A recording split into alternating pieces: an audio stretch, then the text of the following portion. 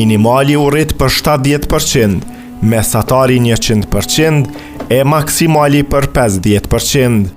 Kësi ndryshime kam mësuar vlerat e pagesës së vitrave në Kosovë në këtë Ramazan. Krahasuar me vitin e kaluar, kur ishin të ndarë në 3, 5 dhe 10 euro, tani janë përcaktuar në 5, 10 dhe 15 euro.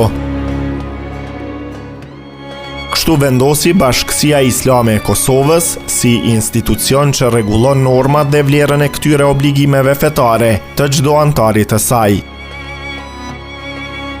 Profesori në Fakultetin e Fesë Islame në Prishtinë Bari Hoxha, i autorizuar nga BIK për të dhënë sqarime Kosova Presit për vendimin, thotë se kjo lidhet me standardin e jetesës.